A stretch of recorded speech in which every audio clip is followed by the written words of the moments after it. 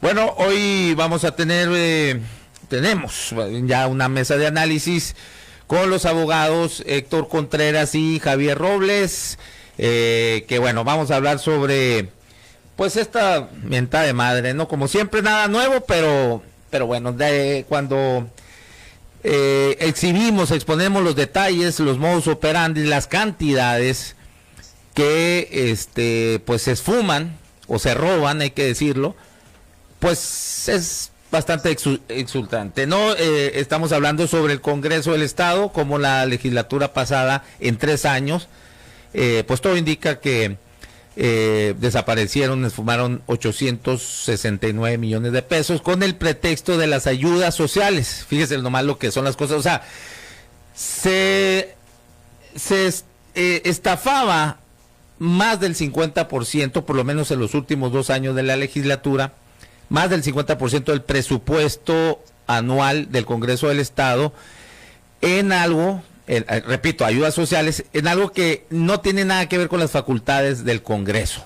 Que no sé por qué un diputado tenga que tener ese presupuesto para andar repartiendo en supuestas ayudas sociales, y que ya vemos, ¿no? Se supone es para la gente más necesitada y no les llegó ni un quinto. Así las cosas con nuestros representantes del pueblo, dicen, ¿no? Los diputados. En fin, bueno, es un reportaje, una investigación que hice me llevó algunos meses y está publicado en Sin Embargo MX, ahí está, lo pueden encontrar en mis redes sociales también.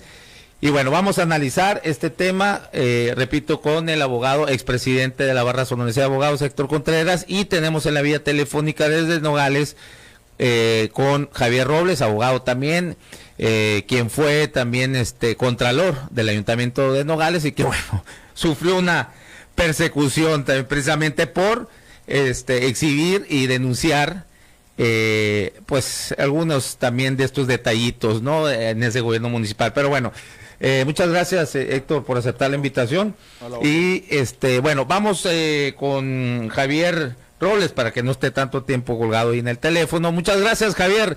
Buenas tardes, ¿cómo estás? Buenas tardes, Verón, gracias a ti. Saludos a tu auditorio, licenciado Contreras, gusto saludarlo también. Igualmente, Javier. Javier, pues adelante, ¿cómo ves esto? ¿Qué corresponde?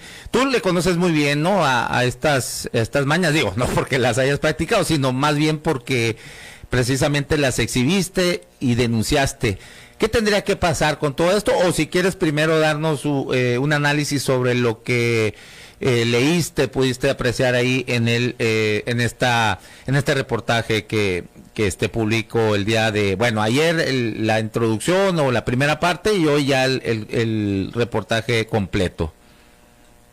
Bueno, quisiera comentar previamente que es un caso más que sale primero en la prensa que en lugar de las autoridades responsables que son encargadas de vigilar el buen uso de los recursos públicos. Es un tópico que entra en lo que la teoría se conoce como moral tributaria, que es cuando no existe una correspondencia entre la forma de gastar el dinero público y la forma de recaudarse.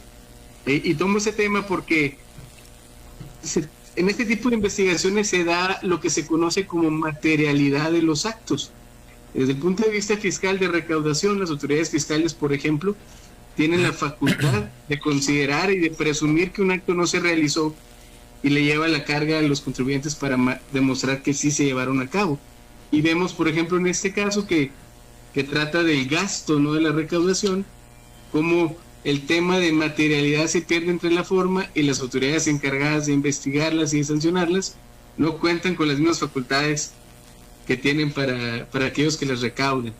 Y pues es evidentemente un acto de simulación. Ese tipo de actos es lo que yo creo que llevó en esta administración federal a decir, vamos a eliminar a los intermediarios y vamos a entregar los apoyos sociales directamente a las personas que se inscriben en un padrón y se hacen por medio de transferencia electrónica de fondos de sus cuentas bancarias, que sería mucho más transparente. Aquí se pone un intermediario, evidentemente, independientemente de que son pruebas que no se han presentado en un procedimiento jurídico, pero tu investigación está muy claro dónde están esas empresas, cómo se manejan, cuándo se constituyeron, los domicilios.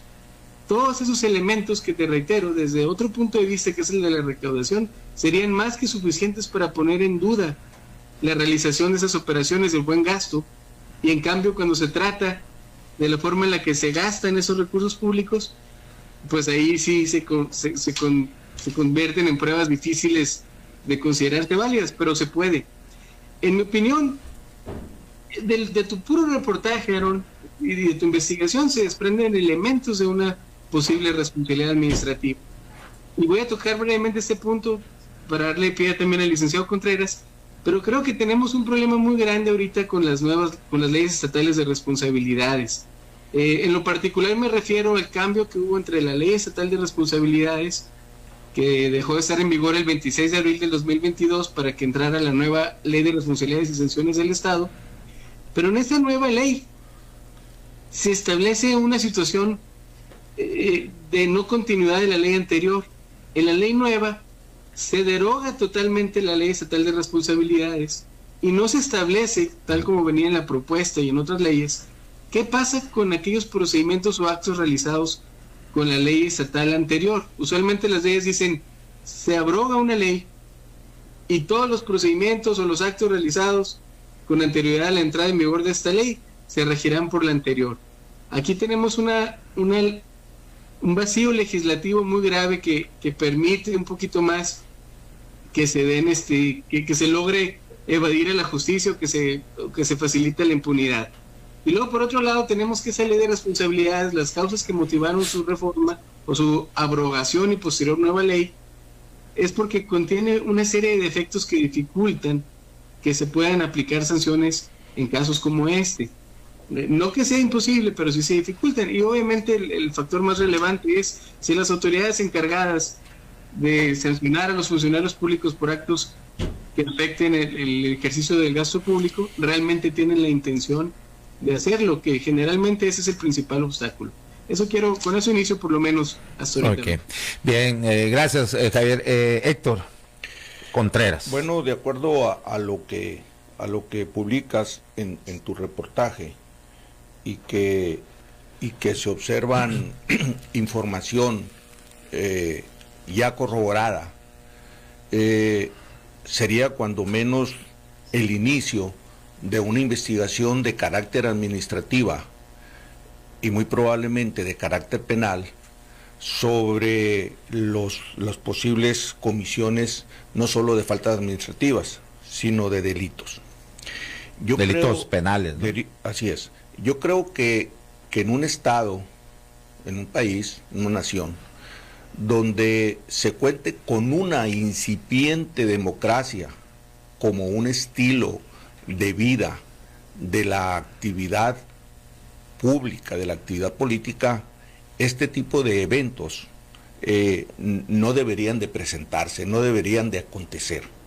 En un país donde la división de poderes tuviera un mínimo sustento y fuera una pequeña realidad, creo que avanzaríamos significativamente para evitar este tipo de excesos de abuso. Esto que le has denominado como la estafa legislativa, si tú ves la manera como se consumó, no hay gran diferencia con la estafa maestra ni con la operación Zafiro, lo que quiere decir que eran prácticas que ya se encontraban institucionalizadas en las diferentes dependencias y poderes de públicos para consumar este tipo de desvíos. Pero fíjate que lo más grave es que el Poder Legislativo, de acuerdo a sus facultades, que tiene la de aprobar las cuentas públicas de los municipios, del Poder Ejecutivo, y de alguna manera actuar como un órgano fiscalizador, resulta que no tiene el menor rubor, no tiene la menor credibilidad, porque ¿qué crédito le puedes dar tú al Poder Legislativo que se encarga de esta parte de los recursos públicos, del erario, de los impuestos que se destinan a esas actividades y que son distraídos por los propios integrantes del Poder Legislativo. Así. Entonces, creo yo que lo que comenta Javier es muy cierto. Los procedimientos establecidos para llevar a juicio, para procesar o fincar responsabilidad de carácter administrativo a los servidores públicos en el país son procedimientos tortuosos, llenos de vacíos, de indefiniciones que evitan que un servidor público se le finque responsabilidad.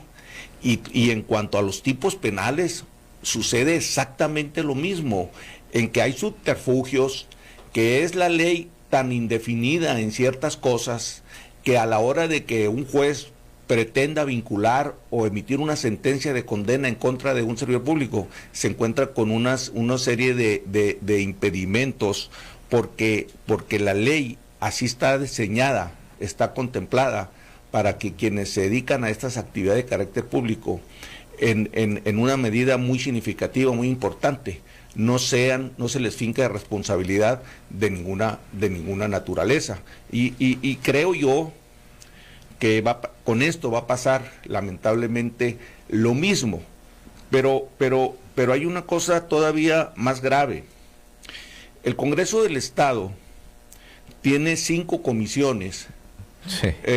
Que se encarga una de la Comisión de Legalidad, la cuestión de fiscalización, la Comisión de Auditoría, de Gestión, de Desempeño, etcétera, etcétera.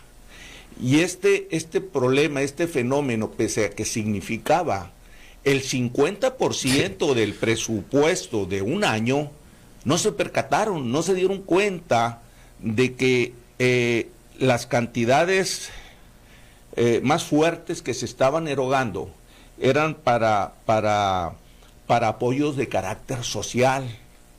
Y resulta que, de acuerdo a la información que proporcionas, ni los consumibles, ni los servicios, ni las actividades que se detallan como realizadas se llevaron a cabo. Así es decir, es esto algo escandaloso, algo reprobable, en donde nos damos cuenta que al final de la jornada el Poder Legislativo se encuentra inmerso igual que otras dependencias o bien otras instancias que tienen el mismo modus operandi y que hacen exactamente lo mismo. Ahora, fíjate, hablas ahorita, ¿no? Mencionabas el 50% del presupuesto anual del Congreso. Eso es lo que significa, o poco más, ¿no? De lo que se desvió. Ahí el gobernador, precisamente recordarás que manda una iniciativa que fue promesa de campaña de él en retirarle, primero dijo 500 millones de pesos, quedó creo que en 450, ¿no? O 400, una cosa así. O sea, se le quitó al Congreso 400 o 450 millones de pesos. El Congreso del Estado de Sonora era el cuarto Congreso más caro de toda la República. Entonces, bueno, algo vio, ¿no? El gobernador que dijo, bueno, a ver, no va a haber ningún problema que yo les retire, que les quite esos 450 millones de pesos, porque pueden seguir operando bien. A mí me da la impresión que él ya traía esto analizado, que ya tenía información de cómo estaban sacando ese recurso. Ahora, uno también ya entiende mejor al ver esta investigación que por eso no se dio la menor discusión, aparentemente sin mucho análisis del por qué se iba a retirar ese recurso, pues no se dio, no se vio. Entonces, y ves a la oposición, sobre todo los panistas, pues que simplemente están ahí a los pies, ¿no? del Ejecutivo. Tú ves a un Gildardo Real que cuando llega a la presidencia del PAN, pues llega señalando con el dedo flamígero y de pronto se calla. Y Alejandra López Noriega está calladita, formadita, a los pies del Ejecutivo, ¿no? Que son yo cuando hago esta investigación, fue recurrente los testimonios que tuve en que ellos eran los principales operadores dentro del legislativo, junto a el oficial mayor, que en ese momento era José Ángel Barrios, y el director administrativo David Zuilo, que por cierto hay una denuncia en su contra, y la de una Ana Teresa Teros, que era la subdirectora de contabilidad, algo así, ¿no? Que el actual director de administración, Florentino Valencia Durazo, pone esa denuncia ante el órgano interno de control. O sea, el contralor pone ante la Contraloría, el titular es Benjamín Gagiola, no sé qué. Aquí estuvo Benjamín Gagiola, de hecho, le pregunté sobre esto en una entrevista y me dijo que estaban pues las investigaciones, eso desde mayo, no sé qué ha pasado. Pero la otra parte, y aquí a ver, quisiera iniciar contigo, Javier Robles, la parte del ISAF. El ISAF tiene todas las facultades para investigar y interponer las denuncias correspondientes. ¿Qué sucede aquí con el ISAF, Javier? ¿Cuáles son las omisiones legales en que está incurriendo? Y por supuesto, pues a mí me parece que está cayendo también en incurrir en un delito también como cómplice, ¿no? Porque no está haciendo lo que le corresponde. Se pudiera hacer encubrimiento, pero mira, yo te voy a comentar una experiencia propia y similar a lo que estamos viviendo, y tiene que ver con el ISAF. Cuando a mí me tocó ser contralor municipal, empezó a manejarse por acuerdos entre el presidente municipal, evidentemente, y su cabildo, que se requería que los regidores tuvieran fondos para poder ayudar a las personas que se acercaban a ellos. Ellos se quejaban de que las personas se acercaban a ellos para pedir apoyos y que supuestamente los funcionarios los ignorábamos, y ellos exigían en su momento poder aportar, poder tener recursos económicos para ayudar a esas personas, y así se manejó por lo menos inicialmente. Cuando me comentan esta situación que se estaba buscando darles un fondo para que ellos apoyaran a las personas que se acercaron a ellos, yo claramente dije, no se puede porque no va a haber una forma de darle seguimiento, etcétera. ¿Qué fue lo que pasó? Y eso obra en un acta de cabildo, que finalmente se aprueba asignarles una cantidad para que se lo gasten. Entonces llega el ISAF, y yo era contralor municipal, y cuando llega el ISAF, yo clarito le dije, mire ISAF, lo que están haciendo aquí, y yo les dije, estoy esperando que empiecen esas erogaciones, porque cuando empiecen a darles fondos a los regidores, voy a pedir esas cuentas, pero te aviso de una vez. Me acuerdo muy bien. ¿Y qué fue lo que hizo el ISAF, los que estaban aquí? Fueron a hablar con el tesorero y con el oficial mayor y les dijeron, ¿sabes qué? No se puede, arregla eso, te va a generar un problema. Y lo que sucedió es que se modificó y se estableció como un bono, como un sueldo para los regidores, que también está prohibido en la ley que sea en el mismo periodo en el que ellos están, de tal forma de que no fuera fiscalizable ni por mí y obviamente que ni por ellos. Y al final de cuentas fue nada más un sobresueldo. Así quedó. Entonces, yo estoy seguro que los legisladores que vivieron esto, no lo puedo probar, pues, pero mi opinión es, lo más seguro es que sí hayan sabido lo que pasó. Que ahora ellos digan, los responsables eran la legisladora Noriega o otra persona, es porque saben que no intervinieron, pero bien que posiblemente estiraron la mano en el momento de utilizarse esos fondos. A mí me parece muy difícil que no haya consecuencias cuando solamente son uno o dos. Esa ha sido mi experiencia. Cuando un acto como este hay una o dos personas específicamente involucradas nada más, sin involucrar a los demás, usualmente sí puede avanzar un caso. El problema se da cuando todos forman parte del acto o se benefician de alguna manera y solamente quieren echarse la bolita. Esto evidentemente no se puede hacer. El ISAF tiene facultades. El artículo 11 de la entonces Ley Estatal de Responsabilidades dice claramente que el ISAF es competente para investigar y sustanciar, y además también tiene facultades para presentar las denuncias ante el Ministerio Público. Entonces tenía todas las facultades. Si el ISAF lo que hizo es promover una denuncia ante el órgano de control, es nada más una forma de poder decir, no incurrí en encubrimiento, no encubrí a nadie porque yo lo denuncié ante el órgano interno de control. Pero tus propias facultades, ¿qué ISAF? Entonces el ISAF, en mi opinión, lo que viví con ellos es que es una farsa. Le ayuda a los municipios y los entes públicos a solventar actos que de otra manera no serían solventables, y trabaja con ellos para lograr eso, excepto, y por eso lo reitero, excepto cuando quieren realmente actuar contra alguien. De lo contrario, tratan de taparse de ir cubriendo cosas. Y cuando es imposible, como en este caso, en el que no se comprobó los gastos, pues lo que hicieron es decir, te echo la bolita a ti, órgano interno de control, te presento una denuncia, para yo lavarme las manos y decir, mi papel le fue identificarlo y denunciarlo. Pero sí tenían la facultad de investigar y sustanciar por ellos mismos, incluso con mayores facultades que les pudiera tener el órgano interno de control. Les voy a platicar otra cosa al auditorio que yo también viví en su momento. Como órgano interno de control, las dificultades que se tienen.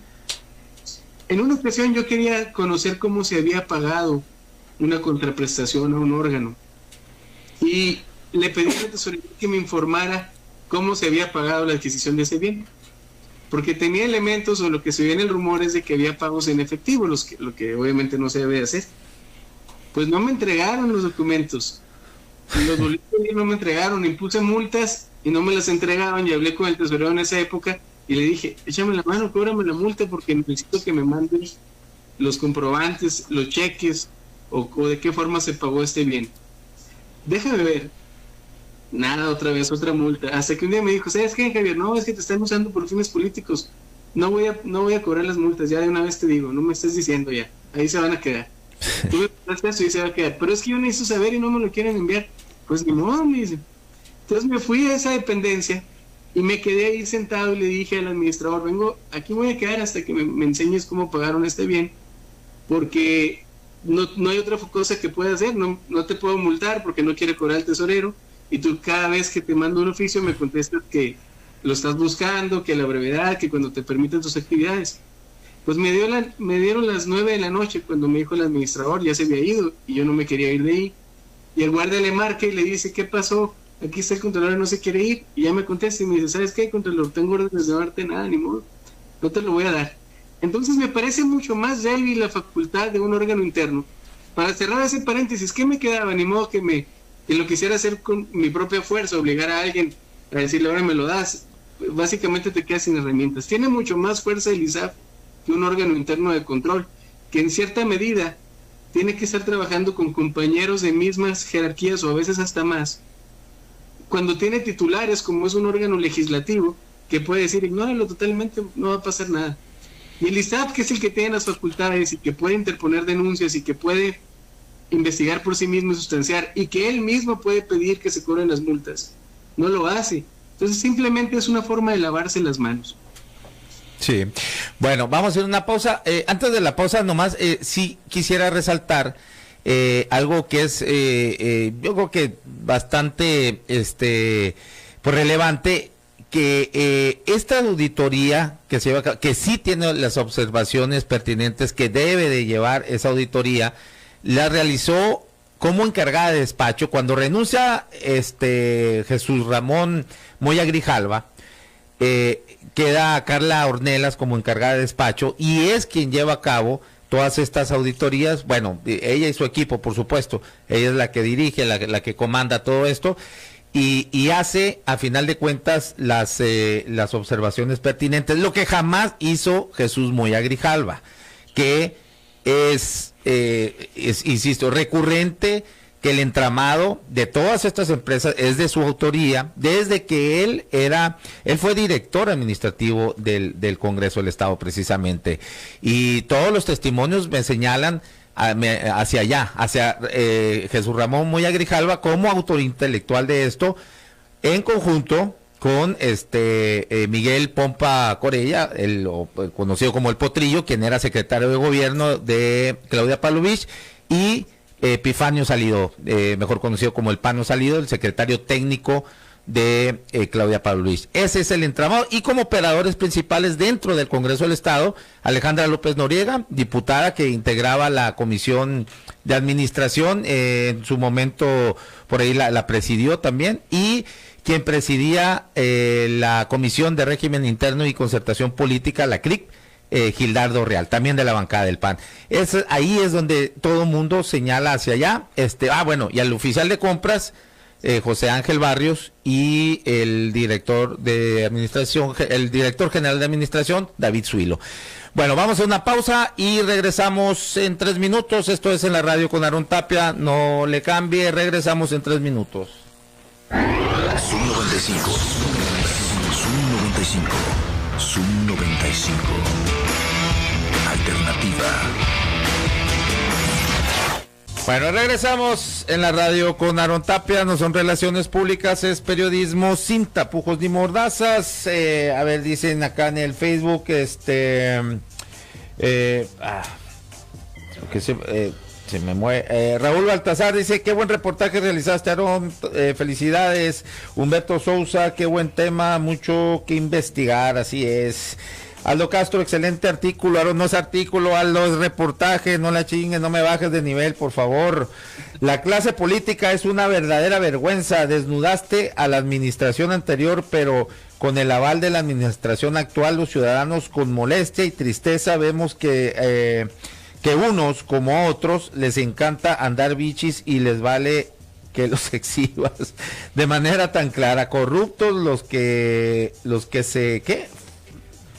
Fuptos, no te entendí. Bueno, los nuevos que van a solapar. Bueno, hay muchos comentarios, a ver, aquí en Twitter, voy a leer unos poquitos, no voy a poder leer todos porque si no se nos va la hora, pero a ver. Dice Alejandro Castrejón: buenas tardes, pensaba hacer análisis del costo real de esas despensas de 295 pesos cada una, pero al ver que no existe prueba de su entrega al Congreso ni del Congreso a los beneficiarios, lo más seguro es que eran cajas de aire armadas casi insalubres. Y si pone la foto ahí de una de las empresas que más facturó, es la que más facturó, Tripto Éxito, pues una casa en una condición, pues que bueno, ¿cómo va a corresponder ese edificio a una empresa tan prominente, ¿no? Luego dice acá, con que los recursos ya presupuestados sean aplicados correctamente basta. El día de ayer, Aaron Tapia nos muestra la estafa legislativa. En el Congreso se gastó más de la mitad de su presupuesto, así es. Bueno, ahorita sigo leyendo más comentarios. Bueno, nos quedamos contigo, Héctor Contreras. Bueno, sí, como ha quedado evidenciado por los diferentes medios, el problema gravísimo de corrupción que se presentó en la administración que acaba de concluir por parte del Ejecutivo, es decir, por Claudio Pavlovich, pues sería anormal o sería raro que el Poder Legislativo hubiera asumido una actitud transparente, impoluta, pristina en su comportamiento. Es decir, esto nada más, aunque sea otro poder, esto nada más es un reflejo de lo que venía aconteciendo en la administración pasada en la cuestión del manejo de los recursos públicos por parte de las diferentes instancias. Por otra parte, hablar de programas de asistencia social, bueno, pues es una llave muy grande para extraer recursos y justificarlos en un catálogo inmenso de supuestos que se podrían cubrir. Entonces, ese tipo, como lo decía ahorita Javier, cuando los regidores pretendían incrementarse su sueldo a través de asistencia social, bueno, aquí en este caso lo contempla la ley, lo contemplaba la ley, bueno, pero es una actividad que no concuerda con las funciones básicas del Poder Legislativo. Es decir, si están para hacer leyes, si están para actuar como un órgano fiscalizador, si están en comisiones para ver el desempeño de los municipios, del Estado en su actividad pública, pues ¿qué tienen que andar haciendo en programas de actividad, de apoyo social, cuando hay una instancia tanto municipal como estatal que se encarga de estas funciones? Entonces, son de esos subterfugios que se meten en la ley por que se metían en la ley por quienes estaban en el poder para darle legalidad o justificar la ilicitud que iban a cometer, porque finalmente sabían que no iba a pasar nada, porque en un poder hegemónico que se venía ejerciendo de legislativo tras legislativo tras legislativo, yo te puedo asegurar que si hicieras una revisión para atrás de lo que venía sucediendo, es igual a lo que acabas de encontrar. ¿Por qué? Porque hay un gran problema, La corrupción, cuando se institucionaliza, ya no es un problema, ya no es una falta, ya no es un delito. Son valores entendidos por quienes ejercen el poder y ven estas cosas como cuestiones menores, porque yo me acuerdo de los escandalosos fraudes que se cometieron, por ejemplo, en la administración pública de Nogales, la administración anterior y la anterior, y así te vas, y a ningún servidor público lo tocaron. Los presidentes municipales resultaron ilesos, es más, ni siquiera se les investigó. Entonces, yo creo que este tipo de denuncias, de reportajes que se hacen y que no salen de los órganos investigadores, sino que son los ciudadanos que se agrupan en instancias de investigación de información, quienes llevan ponen al descubierto este tipo de conductas, y que se han venido suscitando la Casa Blanca, la estafa Maerta, Zafiros. Entonces, sin embargo, no vemos que la gravedad de estas conductas se vea reflejada en una sanción en contra de quienes lo hicieron, pues. Entonces, es muy importante que aquí en nuestro estado se establezcan procedimientos expeditos, sencillos, claros, transparentes, para poder establecer responsabilidad de los servidores públicos que se aprovechan de su posición para enriquecerse. Ahora, ¿se necesita ahí una denuncia o tan solo, pues vamos a decir, la Fiscalía Anticorrupción, que ha sido siempre un ornato, ¿no? Ahí muy caro, por cierto, pero bueno, si ve el reportaje, vamos a decir, Rogelio López, que es el fiscal anticorrupción, con eso ya claro, puede iniciar la investigación, el ¿no? Código Nacional de Procedimientos Penales prevé la denuncia anónima. Bueno, pero sí tiene que haber alguna denuncia. Bueno, pues, ¿qué más denuncia que un reportaje? Es tan sencillo que haga constar, baje la información y en un momento determinado, si necesita necesario, que dijeran, bueno, que venga quien lo realizó para que nos dé mayores elementos, pues se puede hacer. Es decir, no hay un obstáculo que impida como para que la Fiscalía Anticorrupción iniciara una investigación sobre estos eventos. No hay ninguna restricción. Igual la Contraloría pudiera hacer lo propio, pues, la Contraloría del Estado. Pero sí le corresponde. No le corresponde, ¿no? No podría entrar. A mí lo que me sorprende es, y yo insisto con esto, el actuar o la omisión de la actuación del ISAF, ¿no? Porque mira, en primera, el ISAF bajó la información, cabrón, o sea, violando la ley de transparencia en su artículo 83 bis y la ley de fiscalización en el artículo 13 en la fracción 3. Lo viola al bajar la información donde están ahí las observaciones, después vuelve a subirlo y luego baja, porque hay dos observaciones, una por 383 millones de pesos, es la auditoría hasta el tercer trimestre, y luego la del cuarto trimestre que marca ahí 15 millones de pesos, entre las dos pues son 398 millones de pesos, casi 400, ¿no? Las observaciones, entonces las vuelve a subir un mes después, y luego baja otra vez, por lo menos hasta el día sábado, no estaba ya habían bajado otra vez, donde el informe individual de la auditoría financiera, donde se observan esos 383 millones de pesos. Esa es una. Lo otro es que el ISAF pues tiene toda la facultad para llevar a cabo la investigación y la denuncia, ¿no? Y sustanciar los procedimientos de responsabilidades por faltas graves. Y no ha hecho. Yo a la auditora mayor, la actual Beatriz Huerta, le solicité entrevista por medio de su coordinadora de comunicación, Dinora Mendoza, me parece se llama.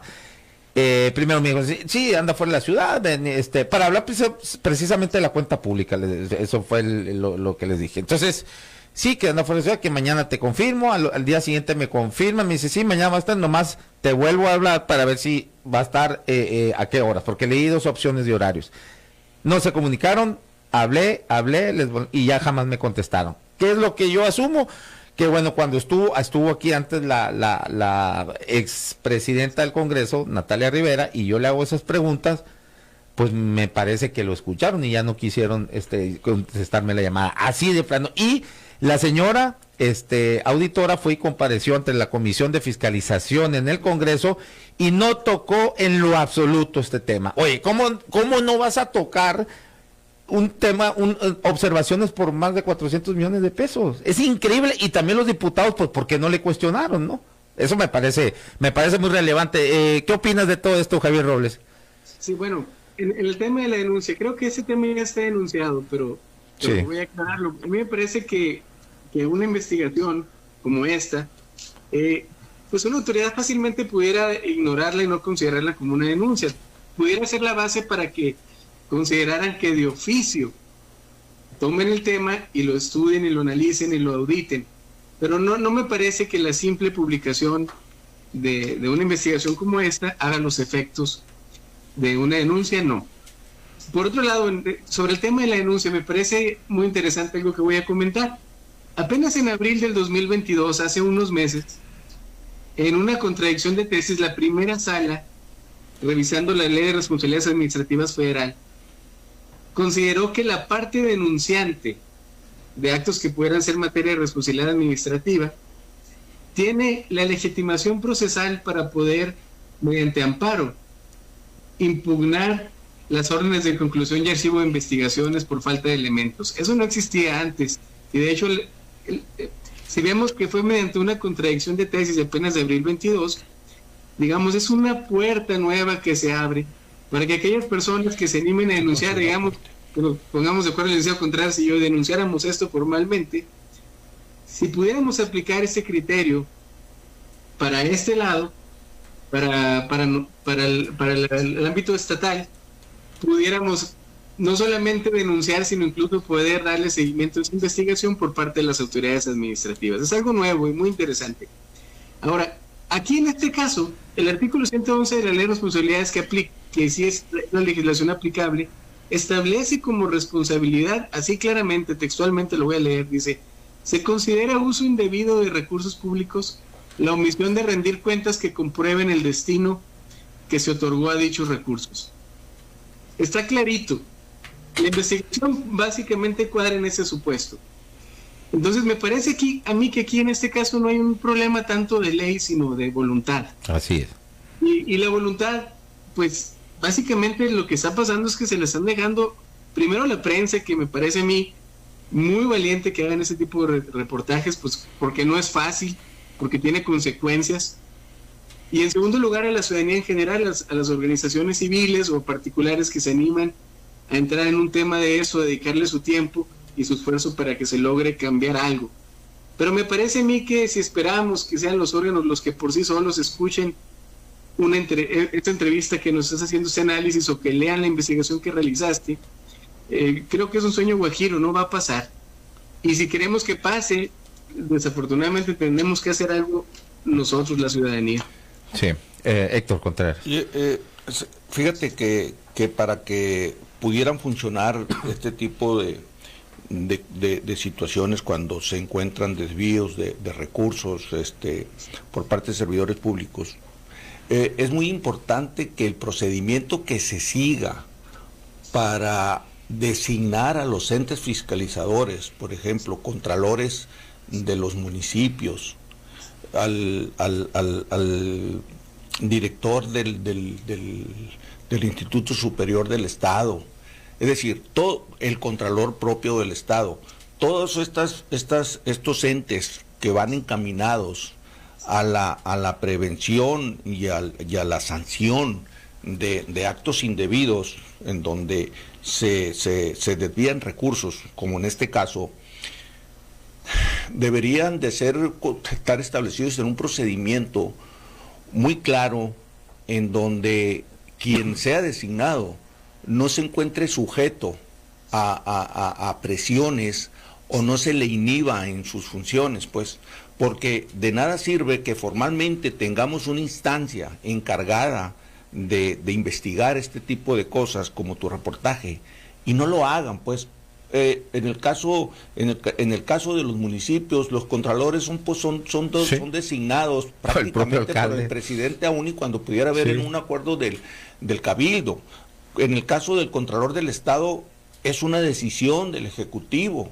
En el caso del ISAF se lanzó una convocatoria ahí, pero ni se le dio la publicidad necesaria, ni tampoco hay un procedimiento en donde garantice mínimamente un grado de independencia ante su quehacer, y que realmente, al ser descubierto la posible comisión de una falta administrativa o un delito por la desviación de recursos, bueno, se actúa hasta sus últimas consecuencias. Eso es muy importante, porque ahí nos estamos topando con pared, porque nadie se va a hacer un harakiri, ¿no? Nadie se va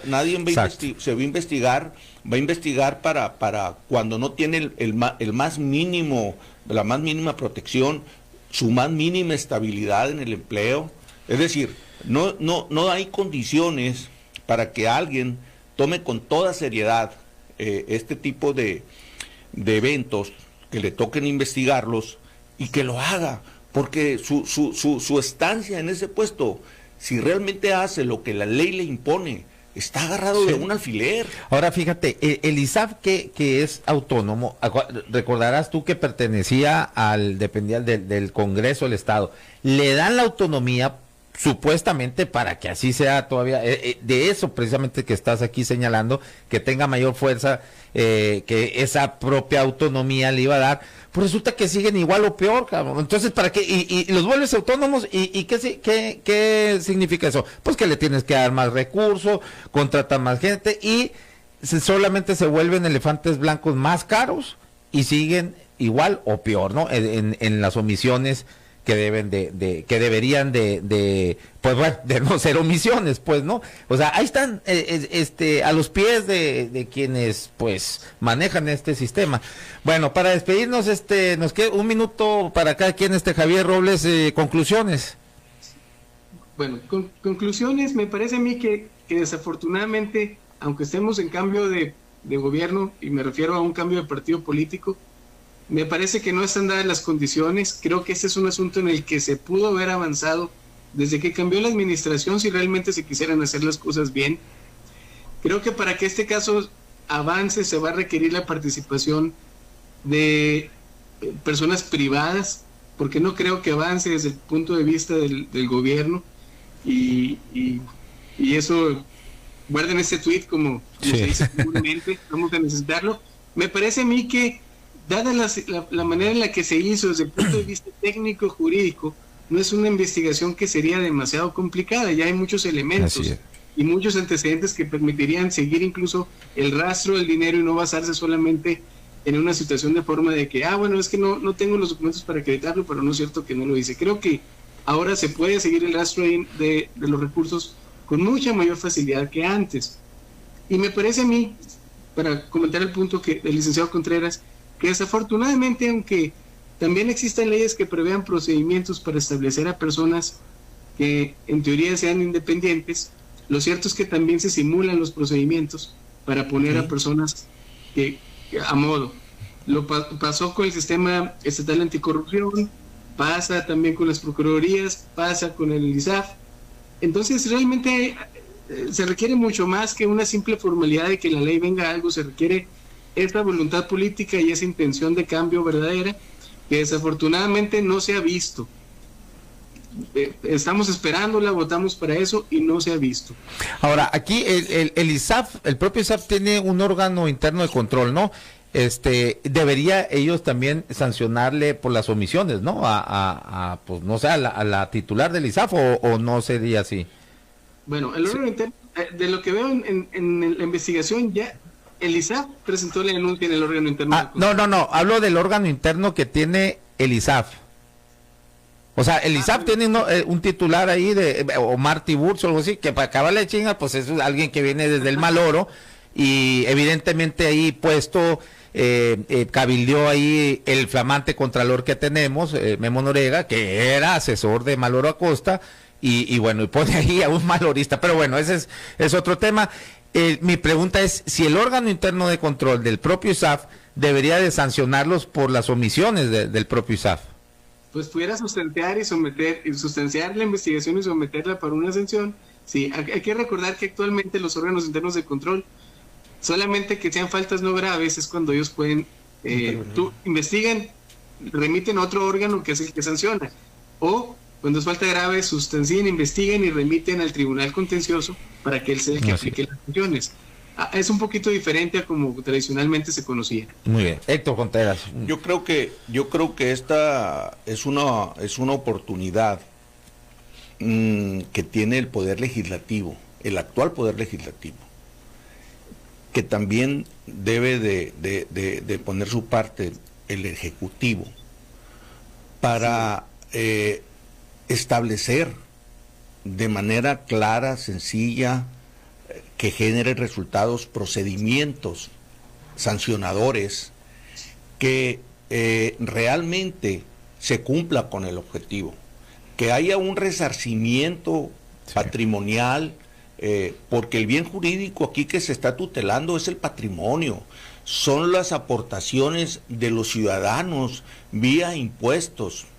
Entonces, creo yo que sería un acto de gran trascendencia que el Ejecutivo del Estado retomara esta investigación y que se hicieran las adecuaciones que se requieran de carácter constitucional, de carácter legal, de carácter orgánico, para que los procedimientos no sean meras formalidades que concluyan con una resolución de no responsabilidad, porque se diga que no se aportaron las pruebas suficientes. Bueno, y la investigación que tú tienes, órgano, que llevar a cabo, ¿en qué lugar queda? No puedes decir que no se llegaron pruebas suficientes, lo que quiere decir, lo que se estaría convirtiendo que tú actuaste de manera inapropiada, porque no diste con la información que se te estaba señalando. Entonces, si no hay voluntad política que se traduzca en cambios sustantivos en la normatividad, estas cosas van a seguirse denunciando, estas cosas van a seguir sucediendo y van a ser una nota informativa importante, pero que el tiempo va a generar el olvido. Entonces hay que hacerlo lo propio, con ganas de que se empiece a notar el cambio. Bien, dice Cayos que ya para despedirnos, muy bien dicho por el licenciado Contreras, sí se hizo con ese descaro, es porque es un modo de operar ya muy usado desde tiempo atrás, la impunidad los protege y lo saben todos los involucrados. El ISAF es cómplice, hasta utilizó a las mismas factureras, dice empresas, es decir, sí es verdad, ya había otro reportaje de la periodista Priscila Cárdenas, como algunas de estas empresas le pagó algunas facturas el ISAF cuando estaba Jesús Ramón Moya Grijalva como auditor, ¿no? Y lo dice, un fiscal como el licenciado Contreras deberíamos de tener, dice, que no le tiemble la mano. Bueno, gracias Héctor, muchas gracias. Javier, muchas gracias por acá, por el análisis y tu atención. A ti gracias, saludos. Muchas gracias, saludos. Bueno, esto fue, gracias a todos ustedes, esto fue En la Radio con Aarón Tapia, nos despedimos y nos vemos y nos escuchamos mañana a las 12 del día acá en Sub 95.5 de FM, la radio alternativa del desierto. Gracias.